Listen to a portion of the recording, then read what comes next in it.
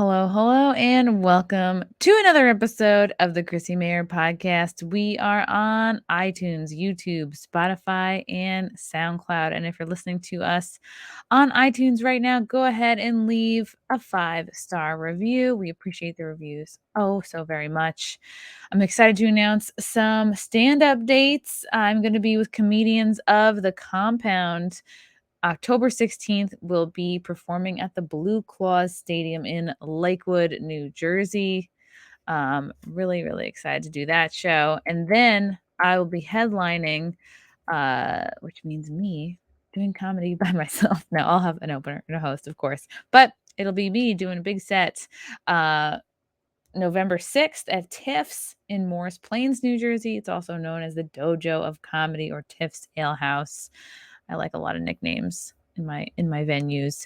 And that's really exciting. Just booked a Miami date for Comedians of the Compound for 2022. I believe that's going to happen in March, and then probably back to Austin with Comedians of the Compound in May. So a lot of things in the works.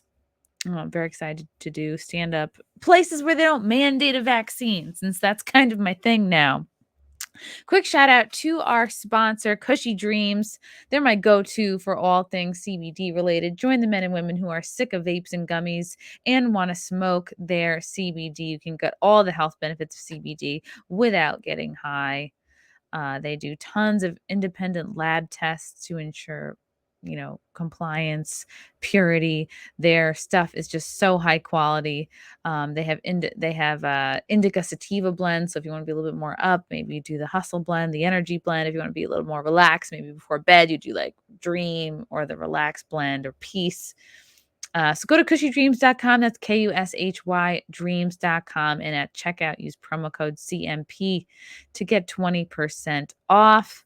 Also, shout out to our new sponsor, Drom. We all know dating apps are terrible. They're swiping. You get addicted. Who knows if you're ever going to meet anybody of quality. Drom is a new values-based matching system. You pick your deal breakers and deal makers. And I think it's great. Like if you're conservative, you're probably going to want somebody who shares the same values with you. Sure, somebody could change to meet you where you are, but why not just meet somebody with your same values right out the gate? So go to Drom.Date/CMP, put that in your phone's browser and click the iOS or Google button to install and use the invite code CMP to sign up. And you know what? If you already found the love of your life, if you're already matched up, good for you. Time to tell your single friends to sign up for this. That's Drom, Drom.Date/CMP. Designed to meet your perfect match. It's free to use. You got nothing to lose. Try it out. I wish I was single just so I could use this app. No.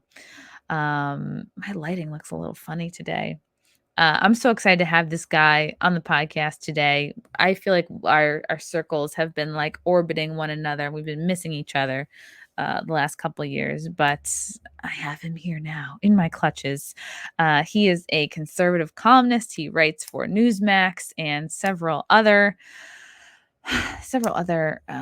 places of note. He's also the president of the New York Young Republicans Club. Very happy to have him here today, Mr. Gavin Wax. Hello. Hello. How are you? Thank you for having me. You look at you, your outfit matches your background. It's like you have a whole tan thing going on. I have a whole blue thing going on. It's like old world, new world. Like I have the brick, some wood, yeah, kind of earthy, and then you have like the kind of looks like a spaceship almost. This is a spaceship. Yes, I'm coming to you live from Jeff Bezos's penis-shaped spaceship. You're in one of those colony ships going to like the nearest star system, and hopefully you find an Earth-like planet. That's like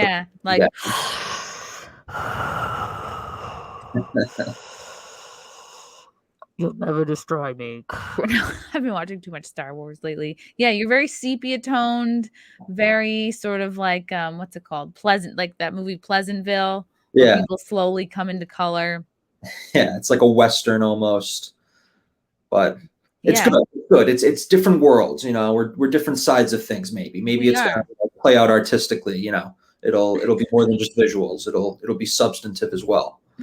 Awesome. Gavin, do you want to give the people a little bit of a lowdown on who you are, what you're into, how you came to be in this world that we're in? Not like your birth story, but I was born in a petri dish. I'm a product of big pharma. I'm a CIA op. No. So yeah, I write a lot for a lot of different conservative publications, Newsmax, Town Hall, American Greatness, among others. I'm a fellow at the London Center for Policy Research. I run the New York Young Republican Club. We're the oldest and largest in the country. We're based here in New York. We've been doing a lot of activism. Lately, we did the March on Gracie Mansion. I know you mentioned the vax mandates earlier. So we've been part of that fight, leading that here in the city, trying to fight back against that. And I also do some stuff with Turning Point USA. Yeah, that's basically the gist, conservative commentator. So happy to talk about anything and anything. I like it. And you know how I met you, Gavin? Well, you know this, but the people don't know this, is that you guys remember not too long ago, I was interviewing Curtis Sliwa, who is running for mayor of New York City. And it was great. I had him at the Gas Digital Studios because, he's an older guy. Maybe he can't figure out Zoom or StreamYard or the things the kids are getting into these days. So he's like, let's do it in person. I'm like, let's do it. And then, who shows up at the end? But Gavin here, who I didn't realize you were helping him, or kind of involved in his campaign a little bit. Do you want to talk about how you came to be hooked up with him? Yeah, I met Curtis. Well, I've known Curtis for a while. I mean, everyone from New York, kind of grows up with him. He's been like a household name, a figure, a character. So I've always known of him. But I actually got to meet him, in person and talk and exchange a few words back at the Reoccupy Wall Street protests. So my club organized this Reoccupy Wall Street protests when we had the GameStop situation with Robinhood, and he wanted to come speak, and it was great. And he came down, he gave an amazing speech. He really knew the issues. He really knew what he was talking about in terms of the situation with Robinhood and how they stopped trading and, what the hedge funds were up to, et cetera. So he was on top of this. He spoke to it really well. He gave a really, impassioned speech. And I think that was just when he started to announce that he was running for mayor. And he's obviously, a character. He walks around with a red beret. He has a lot of different views. He has this thick New York accent. So I immediately, took a liking to him. We started keeping in touch. He had me on his radio show. I had him speak at the club a few times, and he eventually announced. And I've been helping him. I've been helping him on the digital front, helping him, get on podcasts. I know you reached out to him, and I was communicating with you through his Twitter account and helping him just on the ground here in New York. I've been following him around, going on the subways with him, going into a bunch of outer borough neighborhoods, different synagogues, Hasidics, going to different Chinatowns, all over the place. So it's been fun. He's a New York legend. And, win or lose, I think he's definitely making history, but I think he has the best shot to take this city back, especially for Republican, than anyone we've ever had in a long time. He's just a character. He's a real man of the people. He is a populist. He started calling himself that. I wrote an article basically saying he's a populist. He's not really a Republican. He's not really a conservative. He has some libertarian streaks. He has some kind of populist streaks, but he's his own man. And he's making a play at it. So I'm wishing him the best of luck. And I think he had a great time with you. So. Oh, it was so fun. Yeah. Like my favorite moment, which I posted on my Instagram, and he was talking about I guess it's a Jewish term or a Yiddish term when you make a good deed. It's called having good nakas. And I was like, oh yeah, people tell me I have great nakas. And I cracked him up and I was like, all right, I've done what I came here to do. And then he gets a lot of shit. I've seen a lot of people in Curtis's, Instagram comments, people think he's not the real deal, or people think he's full of shit, or people are like, oh, he's telling this story again. I don't know. Why do you think he gets so much hate? I mean, he's had a long history on radio and on the streets of New York. He definitely has some haters. I mean, I will say that he is authentic. He is real. He is his own person. I know he, started to really blow up after that video where I think you saw him originally, where he was outside Penn Station with the homeless man. Yeah. And that was 100%. That was all real. That happens all the time. I mean, you go anywhere with this guy and he's approached. People come up to him. They know him. He's always getting into situations all the time. He attracts press, and it's not manufactured. It's not phony. It is real. It's authentic. It's just a lot of people don't see that enough anymore because there's so many inauthentic people. There's so much phoniness. There's so many, career politicians. They're very well crafted. They're manufactured. They're polished. And he's anything but. So they meet him and they think he can't be real. They don't want to believe he's real, but he is. And he is it's like he was born on the subway tracks, essentially. I mean, he's so New York. Definitely sounds like it. Yeah. Like his mom was a pigeon, his dad was like a subway rat. Like that's the family. Yeah, his family pet was the pizza rat. Yeah.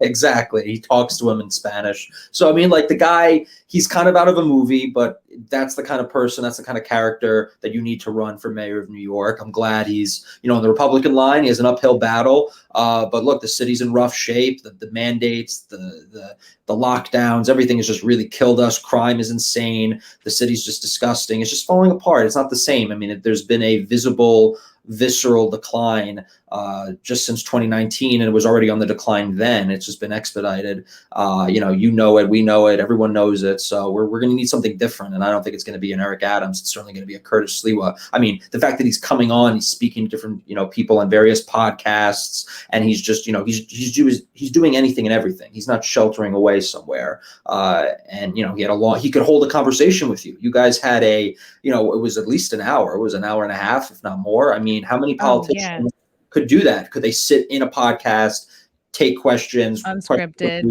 unscripted from the audience, from you, and hold their own and give cognizant points and make it funny and interesting, which he also did. So that's a talent I don't see often. I haven't seen anyone give a better speech than him as well. The man is charismatic. You can hear a pin drop when this guy gives a speech.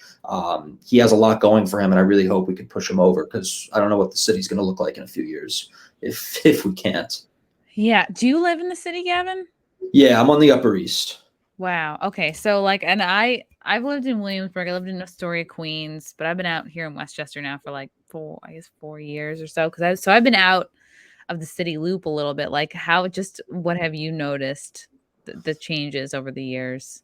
I mean, just look at my neighborhood on the Upper East Side. I mean, literally there's at least 1 to 2 homeless guys sleeping right outside my apartment, and I'm in like a decent area. I'm not saying it's like hoity-toity or anything, but it's a fine area, and you could just see things declining. You can see the bikers, the biker gangs just in the middle of the night, hundreds of them just zooming up the avenues. Nothing happening, just a lot of like quality of life issues have really been exacerbated. You just see like people publicly urinating. You just see trash all over the place. You see rats all over the place. You just see way more homeless people than you ever did. You see tons of businesses closing down. The pub you used to go to, the little bakery, all these little small businesses are just gone. And that's what really makes a lot of these neighborhoods and these communities. You can walk out of your apartment and within, a 5-block radius, you got tons of little small businesses, each with their own unique charm and character. A lot of them have just vanished. And yeah, was that part COVID? Sure. But I think a lot of people have been pointing so much to COVID as a reason for a lot of the decline in the city. And it's kind of an excuse because the city was declining before this. Like I remember, when it was Bloomberg to DeBlasio, there was a massive change almost overnight. And I'm not a fan of Bloomberg, but you could clearly tell what really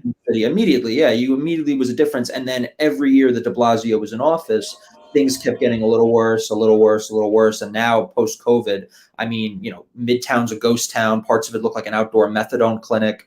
I mean, you got people that are like practically zombies just walking around completely strung out. They're just lying out on the street. You can't tell if they're alive or dead. And was there always an element of homelessness? Was there always an element of crime? Yes, but now it's like in your face. It's clearly grown. Like whatever the charts say, it's probably even more than that. You can even add a buffer of a few percentage points over whatever crime statistic you're looking at. I mean, the other day on 60th Street, 7 blocks south of me, a guy got shot in the leg because he was getting his watch stolen. This just happened. And if you open up the Citizens app, you see it all around you. And everyone has a story. I had tons of friends, this guy got mugged, this guy got attacked, this guy had an issue, everyone's dealing with it. So it's a visible decline, and it's been pretty stark. Hold on, my TV somehow turned on for no reason. So hold on, I have to go turn it off. Just It's a ghost. Talk about your astrological sign. I'm a Capricorn, so sea goat, stubborn, born in December. I don't know much else about Capricorns, but that's what I am. Perfect. Well, I didn't have to talk about being a Capricorn anymore. Okay, good. I don't know why it does that. It's spooky, and I don't like it because I feel like, well, I'm not going to get up in the middle of you talking. Man, that's really interesting though, like all the things that you mentioned, and people are blaming COVID, even though you're like, yeah, clearly the city was in decline like long before COVID. It Yeah, just was an COVID, accelerator. but it's like, the city was basically like suffering from multiple gunshot wounds. It's on the hospital bed and it's slowly dying. And then COVID, someone just punched it across the face and threw it off the bed. I mean, was it in good shape before? No. Is it in good shape now? No. But the most recent thing is just one of many issues. And I think they're trying to use that as an excuse because it's a convenient excuse. And then also, most of the damage from COVID wasn't actually the disease or the pandemic. It was the policies that were enacted in response to COVID, the lockdowns, the second lockdown, now the mandates. I mean, all of that was self-inflicted. And there were other parts of the country that, yeah, sure, there were a lot of lockdowns. It was almost kind of universal, but it was nowhere near to the extent that it happened in New York. It was the longest in New York. It was the most intense. I mean, even in New Jersey, it was a little looser compared to what was happening here in the city. So anything related to COVID was self-inflicted by the government and the politicians and the mayor of this own city. So. And then you have Hochul, I don't even know how to pronounce her name, saying that like, what was it, up to 100,000 healthcare workers are being laid off or Yep. losing their jobs because they won't take the jab, and what, like, National Guard is going to come in, like that they're just, what, are they just not busy? Like, and also a lot of these National Guard, I mean, they have full-time careers elsewhere. I mean, many of them are reservists. They're not full-time National Guard. And if they have medical training and some kind of medical qualifications, many of them are already working in the private sector in some kind of a medical facility anyway. So this is not going to really solve the shortage, because if they're already working in the system, they're already counted towards the numbers, so they're not going to shore up anymore. They may not be that much additional uplift. But basically, Kathy Hochul, she's just Cuomo. She's just like any other Dem, any other politician. She just doesn't have the baggage she has. So she's going to enact all the same policies and do all the same things.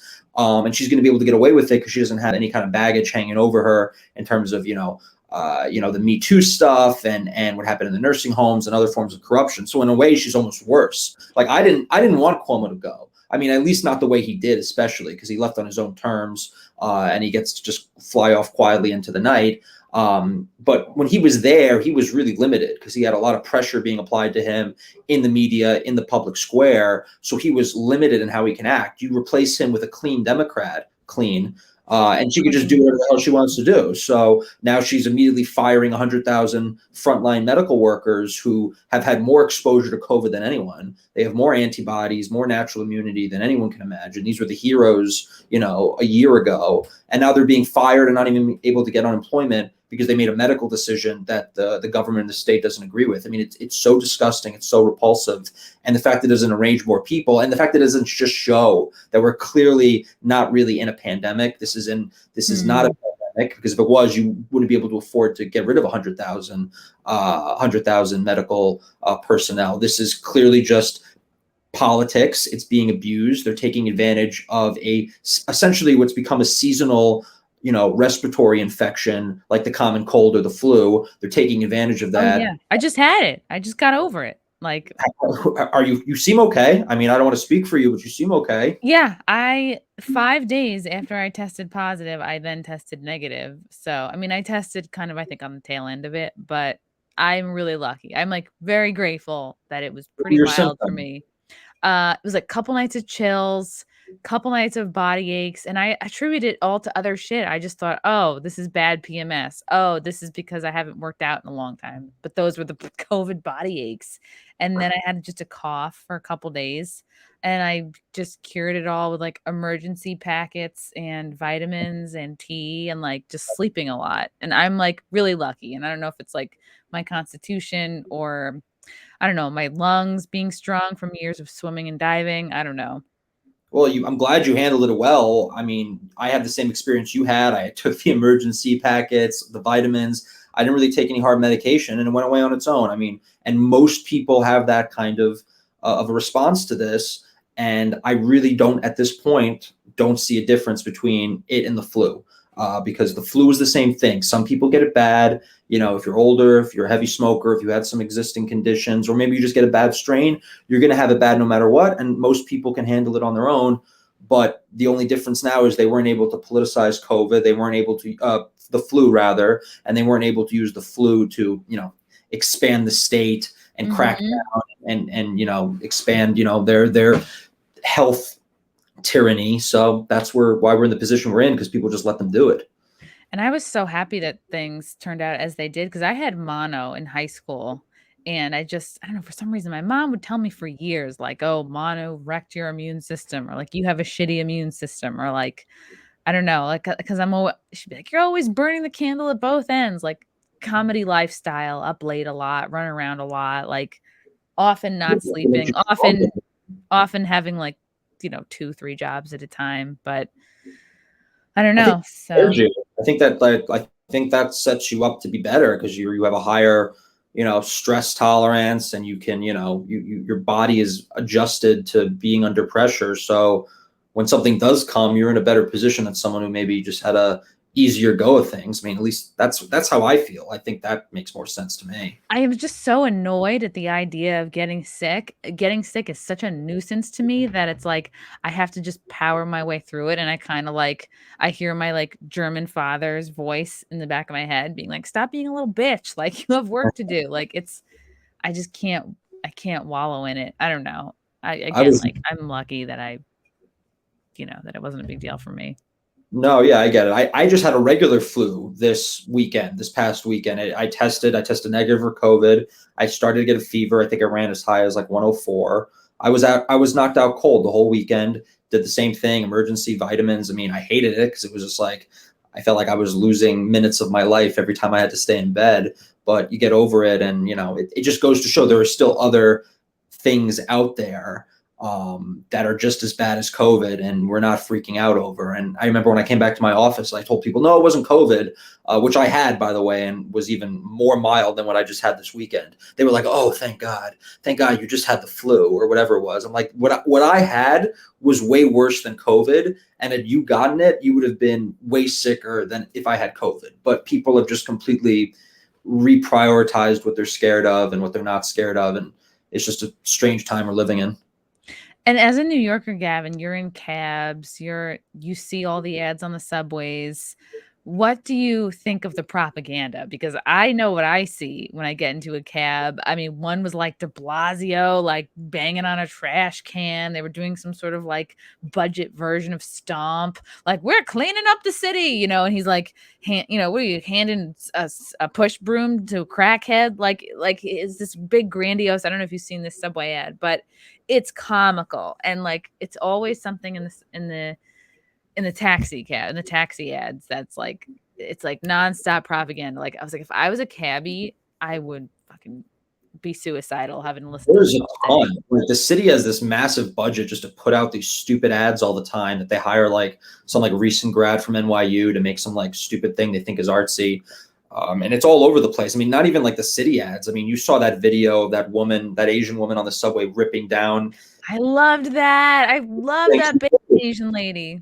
Good for her, because those ads were disgusting. And that was just, I just felt it's just such forced propaganda. And it's just meant to like first repulse you and then like make it normal for you.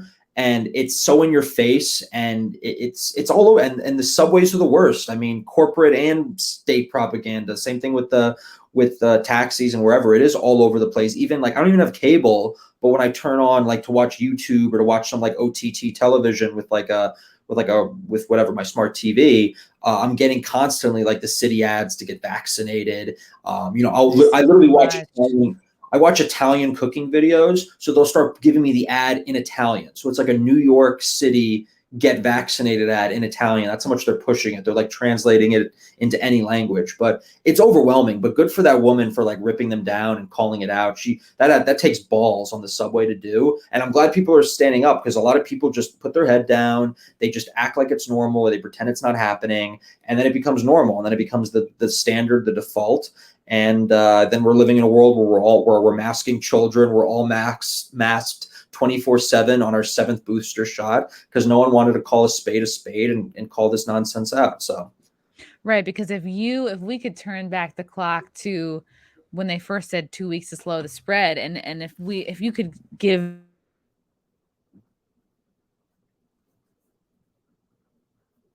it, would have done something sooner. I totally you froze for like 30 seconds. Oh no. Okay. I'm saying like if we could rewind back to March of 2020 and you could see how things are now, especially like globally in Australia, you would be like, oh, I think we would be a lot more motivated to put our foot down right out the gate. Well, yeah, because they do everything incrementally, and first they scare you and they terrorize you. And I was a victim of it. I remember when it started in March and February of 2020. I remember seeing videos of people just passing out, seizing, all sorts of stuff. And I thought, it came out of a Chinese lab. I think it's scary. I'm going to take it serious. But then we learned more, and we realized it wasn't what they claimed it to be. And, then we readjusted, and we realized we shouldn't really be scared of this thing. So they do things incrementally. They push it out, bit by bit, because they know you can't, just do it all at once, or there'll be a bigger pushback. But slowly over time, they make things, these insane things, what would have been insane a year or two ago, they normalize it. Like what happened in Australia, it didn't happen overnight. That was methodologically implemented over the span of almost 2 years, slowly but surely. And then they were sparsed out in between with periods where they give you a little more freedom, they give you back some rights, and then they quickly take them away again. And people are starting to be conditioned. It's a mix of like a mass psychosis with all the fear being put out by the media, and then they're conditioning you. They're saying, okay, well, if you start to listen to us and you do the right things, we'll start to give you things back slowly. It's like Pavlov's dog. They're giving you treats here and there, and they're rewarding the people that are loyal. So if you start to just accept it and go along with it, whether it's the vax mandate or the masks or whatever, then you can get bits of your old life back. So it's psychotic. It's very scary, and it just goes to show. Had you told me in 2019 what we're seeing in Australia, and you showed me a video, I've been like, oh, you're crazy. This is out of like a science fiction movie. It's like not real. There's no way that could happen in a place like Australia. Why would they be arresting and beating a guy up just for leaving his house and not being close enough to his house? I mean, that's crazy. And here we are. We're in that position now, and we're not far off in the U.S. or anywhere else in the world. So, these things, you got to be vigilant. You got to push back the second it starts. And I give credit where credit's due, because a lot of people did come out from the beginning and said the lockdowns are BS. I was not one of them, but there were people that came out and said, this is BS. We can't give an inch. And they were right. They were 100% right, because it opened the door, and now we're paying the price for it. So you weren't saying it out the gate that the lockdowns are BS. What was your sort of moment or rock bottom, or like, oh, fuck, like when did you realize? I mean, I bought the 15 days to slow the spread. I was like, okay, look, if there's going to be a massive surge, yeah, let's just stay home for a bit. And it seemed like more of a voluntary thing at first. Like, we're recommending you stay home. And then it became more, the state was literally saying, no, you can't go out. You can't do this. You can't do that.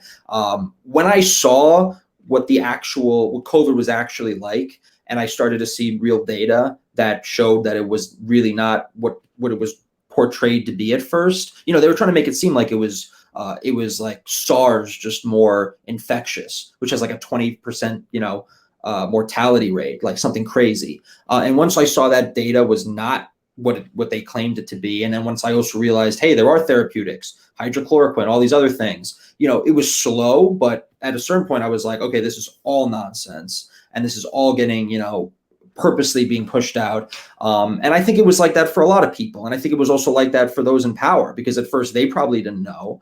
And then they actually realized, oh, it's not a big deal, but we can make money off of this. We can use this to our advantage. So I think it was I don't think it was this planned thing from the get-go, but I think it was definitely, once it came out, they took advantage of it, and they've exacerbated it, and they've used it to expand their power and make more money. And then also having it, once I had COVID and I got over it, and I knew people that had it and got over it, it became less and less of this far away, scary thing, and it came closer to home, and you're able to, see it and rationalize it more. But that's what they don't want. They just want you isolated, alone, scared, dependent, because then you're easy to control. But if you have any, sense to do otherwise, then you're, an anti-vaxxer and a terrorist. Yeah. I'm so blown away every time I see any kind of New York City propaganda, because it's incessant. It's like, even if your train comes right away, you've seen probably four kind of vaccine ads. And like, they still have it, like, oh, wearing the mask, it's not for you, it's for others, you have to be polite. Like, they tie it all into being polite. And it's like, once you learn how closely this mirrors like communist social credit score, it's so gross to see that creeping in. It's groupthink and conformity. Like, they want you to be scared to even step out of line or be embarrassed, and they want the mob and the crowd to shame you. So most of the people enforcing this new way of life is your fellow citizens, your fellow train car passengers. I mean, they're all, marching in lockstep, because they want to be, they want to get patted on the head. They want to get more social credit, even though it's not on an app yet, but they want to get it in kind of like, an ethereal sense from their fellow travelers, no pun intended. So that's why it's getting pushed out, because no one wants to be the odd man out. No one wants to stand up against it. And they realize that, and they realize most people are just trying to go along to get along. And that's the best weapon for these would-be, I don't even know what they are. These totalitarians, I think, is the best way. Yeah. I think it was Jordan Peterson who used the example of zebras, like, their stripes are the way that they are. Like, when they're by themselves, they stick out like a sore thumb, but when they're all together, you can't pick out one from the whole herd. And there's a lot to be said, like the similarities in groupthink, and how human beings really don't want to be singled out, and just how powerful shame is. Yep. And I was so happy to see that based Asian lady tearing down the OkCupid ads, because every time I'm on the subway, I look around, I am always the only one not wearing a mask, and I just don't give a fuck. But I know that comes from like years of doing stand-up comedy and putting myself out there, and like running towards sometimes looking foolish. But like, as I've gotten older, I've become less non-confrontational. So I'm more, and especially with this particular issue, I don't give a fuck. And I like just being this living example of like, hey, I'm not like a homeless crackhead. Like, I'm a regular, the healthy looking lady. I wasn't in the city, obviously, when I had like COVID. I was like, staying put. But like, hey, I'm just like a regular chick not wearing a mask. Like, I think it's good to set an example. And if you make one person go, huh, okay, yeah, I guess she's not being yelled at, all right, I guess this is an option now. No, you give other people courage. Like, one person stands up than others, because a lot of people, they'll go along with it because they're scared, but they don't actually believe it. They're not true believers. There is a segment, like a percentage, like the crazy, real true believers, like the crazy Karens, like those people. Like, yeah, they've bought everything hook, line, and sinker. They love it. It gives them power. It gives them something. But I think most people are either being shamed or scared into compliance. And when they see people break ranks, like you or whoever, or the Asian lady, they're going to feel more courage to do the same. And it becomes like a cascade effect. That's why they have to constantly, push out the propaganda and pump it. It has to be everywhere, in your face. It has to get more aggressive. It has to get more repulsive.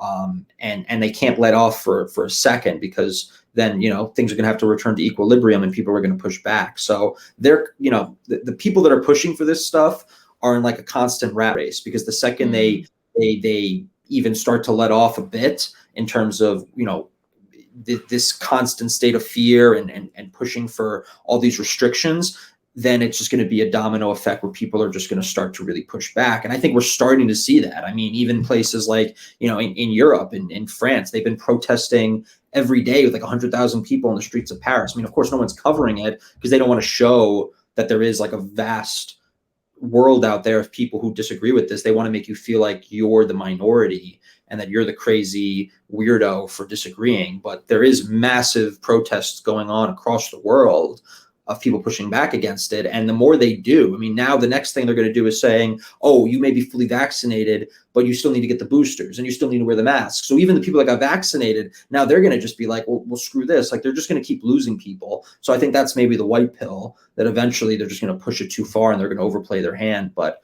I don't know. People continue to go along. Yeah. And you have, I'm not gonna stop talking about the based Asian lady though. She's just like really, because when you think of New York and you look at the ads and you go, all right, well, I don't live in the city anymore. Like maybe before this happened, like the footage of her tearing it down, you go, all right, maybe these ads do appeal to a lot of people. Like I don't know, I'm not in my 20s anymore. Maybe this is just maybe people enjoy seeing like two tongues fused together, or like any whatever, the finger going through the apple. If you saw the ads, like you saw what it was about. Right. And then I remember like months ago on it was during the summer on West 4th Street subway stop, and I'll never forget this ad. It was like, oh, you're not an old straight cis white man, so why should your health insurance? And it was like this ad for this, I don't know, woke health insurance. Like this ad was super, super woke. And the ads were all through like the long, I don't know, corridors, hallways of like when you just walk out of the West 4th, like the F train, and you go, it's like you walk through a long hallway and then go up the stairs. And it was like covering both sides. And it's just like, it's like you're basically like, all of this advertising basically saying like you're a loser if you're like a straight white person. Like it's a faux pas or something. So all these advertising agencies are just like, they're like the wokest of the woke. They're only based in like New York, LA, the major cosmopolitan urban centers. All the copywriters, all the, art directors, all these people are just like the woke foot soldiers. And the only places really in the country that have a lot of this out of home advertising, like these public billboards and stuff like that, are these major cities where they're already woke and liberal anyway. So what you're seeing on like these advertisements in New York, you may not see in Kentucky or Texas or Alabama or wherever, but it's coming because they do their tests and they do the first run of their advertising here in a market they know is open to it, and it makes it trendy when it's in New York or when it's in LA. Cool. And then it becomes mainstay, and then it goes across the country. So a lot of these viral ad campaigns, they always get their start sometimes in the subway, even though huge parts of the country, huge parts of the market will never ride a subway. It's like a New York thing, but it will spread. So, I mean, what we saw with those ads, I mean, they were just trying to, I mean, the substance of them, they were just glorifying this like vapid, like, hookup culture. Debauchery. Yeah. Like the worst elements of it. It was almost like, it was almost like satire because it was so exaggerated. Like how many people are really living that life? Like maybe you have one experience like that in your whole, like, if you're a wild person, you have wild years. You go, okay, yeah, I had a weekend like that. They make it look like this is your everyday. Right. And if you're not doing it, there's something wrong with you. And if you have a different view, there's something wrong with you. I mean, there used to be this show that I used to watch, was this British show, Skins. I don't know if you ever heard of it, but it was like these teenagers in the UK and like and they did like, everything was crazy exaggerated. And it was kind of like, it was like a drama, but it was kind of like they had comedic elements, but like the drug use that they engaged in was like no normal person could have been doing the amount of drugs that they were doing, get away with it, especially and then they would just be at class the next day, or they would be, they would be out in town the next day like nothing happened. And like they would just be having like insane orgies and sex all the time. And it was like a lifestyle that is literally not possible physically. Yeah. And clearly not normal, but they were like pushing it on this show that was like marketed to teenagers. And I remember watching it and I was just like, I don't know anyone in my personal life, like of any lifestyle or background that is anywhere close to this. But they like present the most extreme to almost move the cultural Overton window. So it's like the political Overton window to move things right or move things left and normalize them. This is like this kind of like, personal relationship and, hookup culture Overton window. They're just, and they're just making it insane to the point that even the people that like would have been considered like, I don't know, like swingers or something, they're even like, whoa, this is crazy. Right. You're not hooking up with a trans person every night. You're just such a loser. You're such a noob. Yeah, exactly. And even like myself, like observing being part of the stand-up comedy community for the last 11 years, like I just never had the luxury of people go, oh, you're so living this crazy comedy life. I'm like, the only people who get to live a crazy comedy life, I think, are the people who have rich parents or the people that like made it really early. Like, I don't know, the Michael Che's, like, they have a job that pays them really well, or they hit it big and they like, I never had the luxury. I was like, I always had a day job to wake up and be there, get my ass somewhere by 8 or 9 a.m. Like, I was like, yeah, I can't really like take drugs and see what happens. I can't have too many one night stands because it's like, I have to be at work in the morning. Like I work my ass off just so I can like pursue my dreams at night. It's like you make so many sacrifices. Why would I fuck that up with drugs or Right. getting into a lot of random hookup situations with strangers and you put your safety on the line. And that makes the art better. Like if you're a comedian or you're a musician, whatever, and you have to like, struggle and be in the real world, it reflects in your comedy, in your art, in your music. Unlike people who are maybe just living off a trust fund and just pretending to be that and trying to just, fake it or just be total phonies. It shows because those guys actually generally never make it in any of these fields. But I think that's part of it. But yeah, and then they'll present it in like, the public in movies and cinema and books like, oh yeah, just someone who's a aspiring rock star just like casually works at a coffee shop maybe for like 30 minutes a day and like can do all these things. It's just not realistic. And it just gives people, I don't know, it just creates a totally distorted vision of reality. And then people start to buy into it. Yeah, it is a distortion because I even think back to like when I hosted the show at the Stonewall Inn for like a good 6 years and I finished doing that show in 2019, like right as I was getting Compound Media. And it was fun. It felt like that didn't feel like a drag show, but it was like a comedy show at a gay bar. So it was like it felt like part burlesque, part karaoke. It had this very fun, like kooky, obviously gay atmosphere. And it was fun. I was like hosting with my like gay best friend at the time. It was a fucking blast. And like that has been, now I look back on that, I'm like, oh, that seems lame and like milquetoast compared to like this warped trans agenda that's being pushed now. Like that looks whole. I look back on those years, I'm like, oh, that was wholesome. You know what I mean? Like just having a regular drag queen like come up, do her bit and then leave,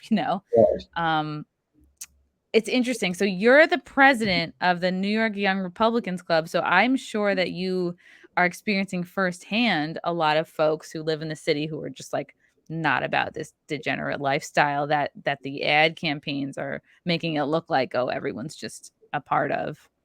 Yeah, I mean that's pretty much the club. I mean, it's people that like are looking for like-minded people because they can't find it at their jobs or through their normal social circles, and they're just trying to find, are there other people that like think like me and don't buy into, all this nonsense? And that's not to say everyone agrees who's in the club. And we're the largest in the country. We have almost 900 dues-paying members. We've been growing like crazy. We have a clubhouse here in Manhattan. But there are people out there that are definitely not with this. I don't know if it's a silent majority in a place like New York, but I think that's always been the term for the country, the silent majority that's just like, they just do their job, they put their head down, they get their stuff done, they're just focused on their own personal life, but they're definitely not on board with what's being pushed in like these woke cosmopolitan circles. And everything from the mandates to the ads on the subway to just the COVID hysteria. I mean, there are a lot of people that if they may not like the Republican label or they may not call themselves conservatives, they may not like really have a well-defined political philosophy, but they still could see right from wrong and they can call things out that are just ridiculous. they're starting to slowly wake up. So if there is like a silver lining to everything that's happened the last 2 years, it's been a lot of people are just waking up and realizing like these are not normal times, these are not normal circumstances, and we're in for some rough waters ahead. Is it in your experience, just from still living in the city and being part of the New York Young Republicans Club, are you finding most of the people that are still living there are kind of like too desperate to move out, or they can't move because of family obligations, or they got to finish out their school or whatever? Are you finding that most people are kind of still there kind of desperately, or are some like, no, they want to stay and fight? Like, what is your sense of, who's left in New York City? Yeah, and a lot of left and a lot of moved. I mean, there are certainly a huge percentage of people that I know that are certainly stuck here, or at least they feel stuck. They're tied to their profession, their career, their income, their livelihood. It's based in New York, and it would be very difficult to start elsewhere. Or it would be a massive step back for a period of time, and they're just not willing to take it. Or they've just really, it's hard for people just to pick up and move towns, move cities, and start anew. And they're scared of it. They don't want to lose their social circle. They don't want to lose their support circle, their group. So I think a lot of people do feel stuck, and that's the problem with these big cities. I thought one good thing that was happening in COVID was that people were able to work remotely, so you could start to spread out anywhere. I mean, there's nothing stopping you from living. If you want to go live in Appalachia, you can go live in Appalachia, and you can still, do your digital marketing job that you had in, the city. And I thought that was a good thing. So you could just decentralize, human capital, and they can get better lifestyles elsewhere. They can have, more affordable housing, whatever it is, but still have the career. But now it seems like that's being reversed, because now they're bringing people back to the office. They're trying to centralize it back in New York City again. So a lot of people that did get away for the lockdowns and used it to travel and see other parts of the country, which I think is a good thing and is a healthy thing. You don't want to live in a bubble, which is New York. Now they're coming back to New York, and they're kind of just like stuck in the rat race again. And they're stuck in the 9 to 5 monotony, and they kind of have to, because their corporate job and their income, they have to play along. Like those are the people that, are most impacted by cancel culture. Those are the people that have to really follow the PC line, because if you have a corporate job and you're just trying to move up the ranks and make, solid money, pay your rent, pay your mortgage, do normal, middle class things, you have to, play their game and play by their rules. So yeah, they feel stuck. They feel trapped, and they need an outlet. I do think there's a lot of people though that are here and they're defiantly here, or they have some kind of other ties here. I mean, I'm born and raised here. My whole family's here. I've always lived in New York. I love New York. I don't want to leave New York because of what they're doing to it. So I guess I'm kind of in more of that defiant camp. But I do think there's a huge percentage of people who are sort of stuck. And it's unfortunate. And, it's not just New York. I think there's other parts of the country that are just like that. California comes to mind.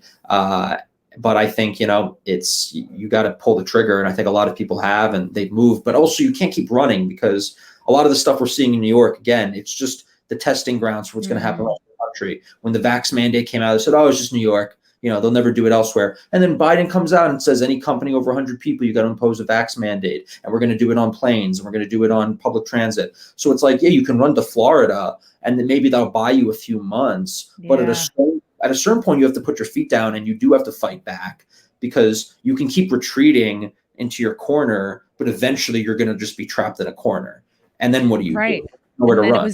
And then it was LA, and then it was New Orleans. Like, I was in New Orleans when the vax I was so shocked. I was like, I'm freaking here. Like, what am I going to do? I'm here for 3 more days. Am I just going to eat at the same like low key, very casual restaurant? Like, and we did end up eating there like a bunch of times, because they just were so casual. They weren't like, papers, please. I'm like, okay, we can. All right. I love decent food.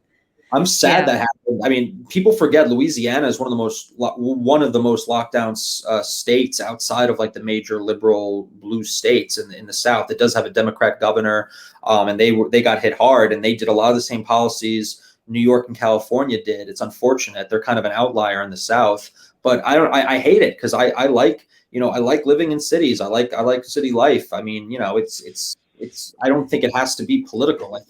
I always hated the dichotomy. People said if you live in the country, you have to be a Republican, and you live in the city, you have to be a Democrat. I think it is, though. It is so linked, because like, it's hard to deny Like, where are the cities where they're really pushing this hard? New York and LA. And then you look at New Orleans and you're like, okay, is there a link between amount of people who need public assistance and how hard these mandates are being pushed? It's like, can these cities assess, or can the powers that be assess? Like, look at New York City, the people that are left, they either can't leave or won't leave. We got them by the balls. Let's push as many of these globalist, policies or these mandates that we can, because it's vulnerable now, as is LA, maybe as is New Orleans. If there's more people that rely on the government, are they more likely to be more obedient? I think the answer is yes. Yeah, no, you're 100%. I mean, that's what they're trying to do to the whole country. They want everyone broke and dumb and scared because they can control you. And maybe you're in debt, to a bank. It doesn't always have to be, state actors. They want you in student loan debt. They want you in credit card debt. They want you, back to what I mentioned earlier, working at these very, woke corporations that are very much in bed with the state. But I think that happens everywhere. I mean, the cities, they definitely have, more people on welfare, more people on public housing, more people dependent. But those groups are also very politically active and they're very politically organized. So if you do notice, a lot of these major cities where they have big public sector unions, those have been the ones pushing back the hardest against some of these. Like even the teacher unions in New York were pushing back hard. All the municipal worker unions in New York were pushing back hard. So yes, they are dependent on the government, but there is this transactional relationship because they're dependent, but they provide the government and the governing structure, the party with votes. So wow. they have political weight. So these municipal unions, a lot of them were organizing some of the big rallies against the vax mandate, and they were all on the left. These were not Republicans, they weren't Trump voters, but they were super anti-mandate. So when you do become part of the system, you also gain, some power if you organize. And these groups, these, more left-wing dominated public sector unions in the cities, they are throwing their weight around. And some of them have been, some of the biggest pushback against some of the mandates, ironically. So I think it's, there's things to both sides of it. But I think, what we've seen recently has been interesting. It's been turning a lot of politics on its head. Like I would never have thought that, some of the biggest people pushing back against it would have been, teacher unions. But they are, and it's interesting. Really encouraging. Yeah. Right. Like, I'm from New York. My sister taught out in Long Island, and she was like the only one of her friends that wasn't like a very leftist. Like, unfortunately, yeah, I think of all of her friends that are still teaching out on Long Island, and I'm like, yeah, I would be surprised if they were all pushing CRT and like doing the same shit you see on, people post on TikTok or social media. I mean, they don't have like blue hair. They're not at that level, but they're close. Yeah, she's like one of a very few. And so that's kind of my impression of like the teachers in New York. So it's very encouraging to hear you say that they've been some of the most outspoken against the mandates. And I'm not going to say they're on our side with a lot of things, but it has been interesting to see that these unions and a lot of these union members have been pushing back. So I think, this is an issue that does cross party lines. I think it crosses political lines. We even saw some of the BLM protesters against the vax mandate because that's wild, right? Yeah, I mean, the majority of them are Black that are unvaccinated. I mean, the people that are not unvaccinated are not these upper middle class white people. It's a lot of outer borough minority people, minority individuals. They're not vaccinated, but the media is not going to tell you that. They're going to portray it as like all these. Oh, they're stupid. Yeah. They can't get it. Yeah, or they can't get it, which is beyond. Like, they're literally just giving the thing out everywhere. People who haven't got it by now, and there is a size want it. Yeah, they're never going to get it. They don't want it, or they're going to do everything in their power not to. You've had 8 months. You could have gotten it if you wanted it. Exactly. It's not a matter of convenience or anything anymore. This is a choice that they made. I also think a lot of the vaccine numbers are purposely inflated. I mean, I think, I'm not saying, I still think a majority of people have already gotten it, especially in a place like New York, but I still think they add a few points on top, again, just to create this sense that you're this small. You're left out. Yeah. Yeah, you're left out. Because I know a ton of people, I know a ton of people who are not vaccinated that have fake cards, have whatever, and they're going I hate on. that. I really hate that. It irks me when people talk about, I'm like, we should not be doing this. Like, Yep. now is the time to be fighting, not be a pussy, and just have your, it's like we're back to being 18 again with a fake ID, man. It's like, just have somebody buy you liquor and drink in your basement. No, I don't know if this is the correct metaphor, but I'm just like, it's just build lame. build parallel structures, start a speakeasy, do something outlandish. But yeah, don't like cave into the system. I mean, I get it in some instances, but what's also going to happen is they're going to crack down hard on that, and they're going to find people and make examples of them. That's what they want to use to push the QR code bullshit. Yep. That's why they've been letting it like become an issue. Because they could have stopped it from the get-go if they wanted. Yeah. But they wanted it to become an issue so they can now say, okay, no more paper. We need it to be digital. It needs to be on your phone. It needs to be in some database. So it's just going to make the problem worse down the line. And then those people, once they move digital, what are they going to do? Are they going to get it? Or are they going to finally stand up? I don't know. I think they're probably going to get it. Right. So. Here's the progression. Then you have the older people that are just going to be like flip phone ride or dies. They're never going to get on board with doing it digital. And then maybe that's how they push having it, you scan your wrist or something. Like maybe that's how they push getting it on your person, because mark of the beast. Well, not everybody's got an iPhone. So yeah. True. We'll make it easy for you. It'll just be a little tag. You gotta get chipped. Yeah. Like you're a dog. A little chip. It'll be easy. It's convenient. It's more convenient. Yeah. And people are going to do it. And people are going to do it. And we're never going to go back to normal ever, because people are just being cowards and they don't want to stand up and they don't want to push back. And they're just going to keep doing it out of convenience. And then the convenience is going to be your downfall. And then you have no convenience anymore, because then you'll just be an unfree serf, which is what most people are nowadays anyway. It'll just be more, painfully obvious. Yeah. It's been interesting what you were saying before about debt. Like I was in like a lot of college debt, and then my grandmother died, and like she helped me with that. It was a little bit. It was just like the last $10,000 or something. I was like, okay, cool. Thanks, Grandma.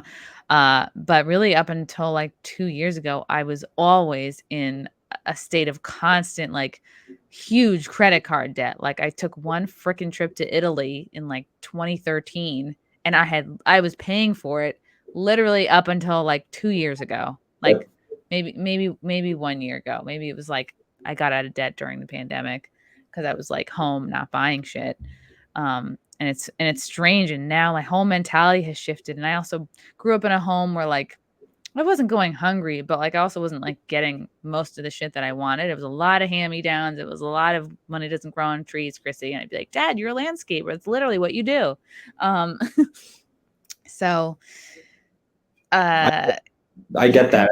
Even the thing what you said about Italy, like I remember taking a trip to Europe in like, I think it was between high school and college or something. And I put it on some credit cards. Or was it in college? I don't remember exactly what. You just put it on credit cards. Like it's no big deal. I was paying it forever, I remember. And it was just like, these things they follow you, and you can never really be free if you're like financially dependent. You're chasing paycheck after paycheck.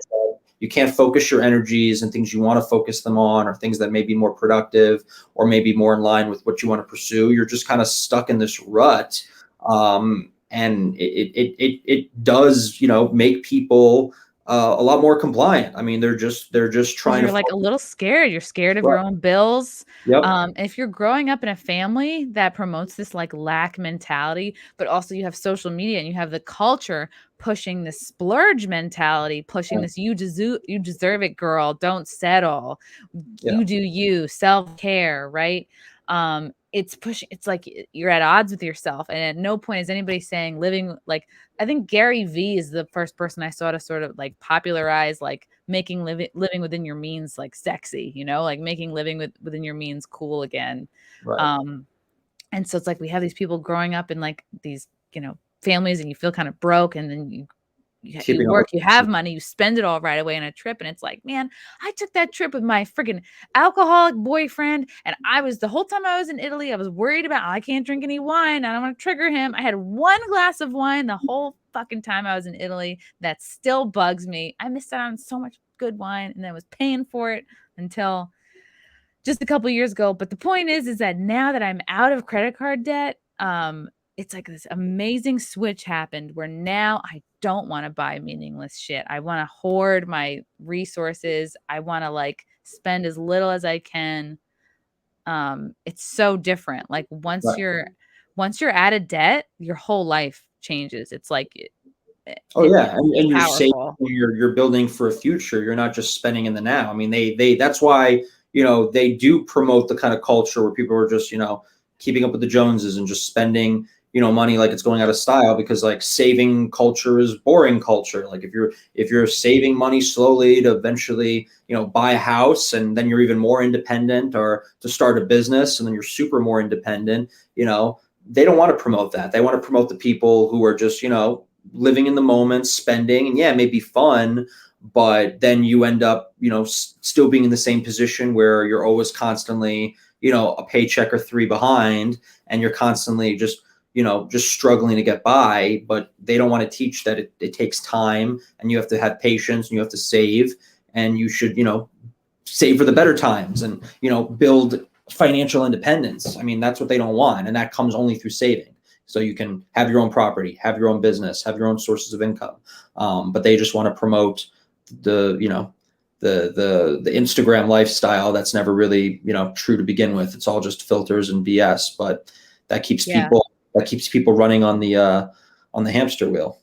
And like when you're a chick, like men don't care how recent your shoes and clothes are. Like I remember my 20s, I was like inundated with this, like, oh, I have to constantly be like buying new shit. And it's like, just find what looks good on you, stick with that, buy a few like uniforms, like so to speak, or like signature friggin' outfits, and then have your look, and then go on with your life, yeah.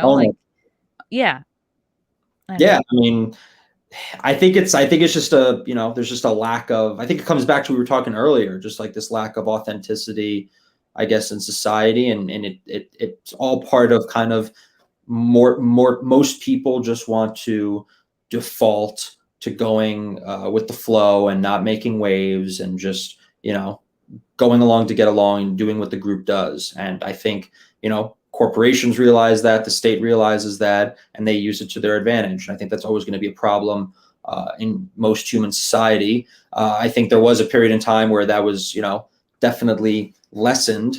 But Western civilization has definitely taken a turn from the worst in recent years. So we're not there anymore. And the individualistic spirit that kind of founded the country is also kind of gone.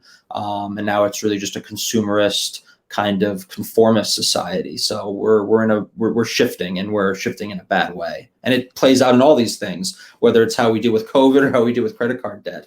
Yeah. How have you noticed the vaccine mandates, like on the Upper East Side and the city in general? Like, how have you noticed since those have been implemented? Since a couple weeks ago? Yeah, September 13th. Beginning of this month? Yeah. Yeah, I mean, look, a lot of places are really enforcing it. There's a lot of places that are not. I've gotten in just by saying, listen, I don't have it on me, or just pretend I didn't, bring it with me. Let me suck your dick. No. Exactly. Yeah. I mean, I've thought about just bribing people some places. I mean, I've been lucky that I know a lot of like restaurant owners, and I know places to go that I've been able to get by. And, I've been going out to like Hoboken and Jersey City, which is like just over the river. So it hasn't been too bad, but, I'm making a decision to, just not partake. I mean, I don't have a fake, I'm not vaccinated. So it's making my life more difficult, and I'm gonna have to do more Pure cooking, blood, baby. whatever. Yeah. But, I don't want to do it. And I'm hoping I can outlast it. I'm hoping it gets reversed. I'm hoping maybe with this booster stuff or something, maybe they're just like, they kind of just give up on it, but I'm not holding out too much hope. I've been seeing a lot of empty restaurants because I'm always around the Grand Central area. And then I walk to Gas Digital, which is in Alphabet City, and I'm around the Herald Square area a lot. And anytime I see one of those signs in the windows, the restaurant is never packed. And I think a lot of people are just like, yeah, I'll go to a bodega. I'm going to go in these little places that aren't enforcing it. And people are not going to be going out as much. I think it's really going to be a deterrent to like nights out on the town, because you'd be like, yeah. Especially tourists and out of towners, like, yeah, they can maybe get like a lot of people to buy into this that live on like, the liberal Upper West Side. Mm-hmm. But the city still runs, large parts of the city still run on tourism, and half the country, is not vaccinated and will never be vaccinated. It's not half, but it's close. And you're talking about millions and millions of potential customers. So yeah, I mean, there's going to be these places that like enforce it. They would have probably enforced it without a government mandate. Plus, the crime is keeping people from coming here. That too, yeah. I mean, everything. It's just another impediment to the city recovering. But there are places that are almost like self-enforcing, like they're going above and beyond enforcing this. Because there were there were carve-outs that said, okay, you don't have to do it for outside seating, and people can still come in and out for takeout or go to the bathroom, or whatever. But some places will just be like, absolutely not, we're not going to do anything. They're going above and beyond. So those places, you know, fuck them. They could just die. If you're just passively doing it because you don't want to get like, you know, fined into oblivion. Okay, that I get it. I get where they're at. It's their livelihoods. I'm not going to blame the business. And that's what happened on the Upper West Side. They had these tourists from Texas. Excuse me. These Carmines, right? Oh, yeah, Carmines. That was a mess.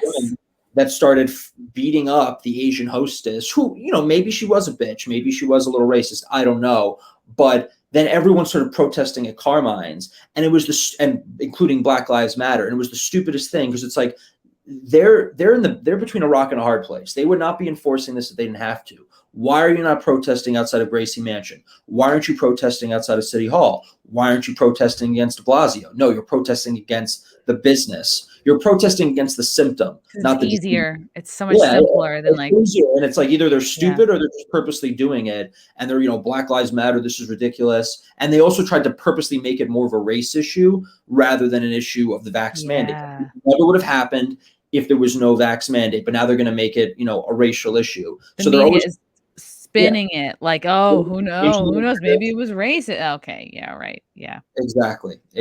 And then people just go along with it. They're like, oh wow, they're so racist. Like, no, none of this would have happened. And they're trying to. It's all divide and conquer. That's part of this. They want to pit the vaccinated against the unvaccinated. They want to create these, you know, these divisions in society. So we're fighting among each other over this stupid shit rather than, you know, fighting against, you know, this insane system that is profiteering off this division and this chaos and this disintegration of society, instead of, you know, pushing back against big pharma or pushing back against this, you know, this public health tyranny. We're fighting each other all the time. And that's just part of the strategy. It's just divide, it's scapegoat, and and the unvaccinated are going to become the scapegoat for everything that happens going forward. So we're entering into the winter, and the months are it's going to get colder with each passing month. And you know what's going to happen?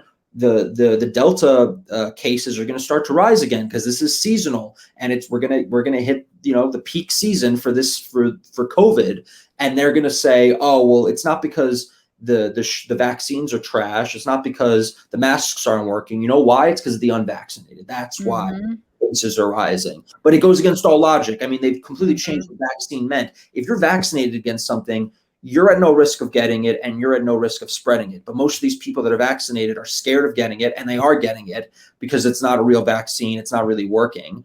And they're also worried about other people's vaccine status. If the vaccine worked, why do you care if I'm vaccinated or not? I'm vaccinated for most things. I don't care if someone has chicken pox. I'm vaccinated against chicken pox. But they're like redefining words. They redefined herd immunity. They redefined you know, natural goalpost. Yeah. They moved the goalpost. It's like Orwellian in real time. I mean, it's insane. Yeah, it really is. And the degree to which all of us can join hands and look up, the better, because they're just trying to do like a Red Rover through all of us. You know what I mean? We just got to hold strong and then try to clothesline these people. That I'm full of metaphors tonight. I'm just thinking of clotheslining. Running Fauci or something. I mean, he'd be too short. True. Maybe. Yeah. Oh yeah. He'd be like, oh, I can't run. Exactly. This is interesting. I love talking shit about New York with New York people. So this was great, Gavin. What do you got coming up? Where can people find you and follow you? But before that, I'm gonna get to a couple of these super chats before they fly away. Matthew Hammond, one of my great fans here. Sorry I'm late, Alex Jones. I saw that Alex Jones was on The Blaze.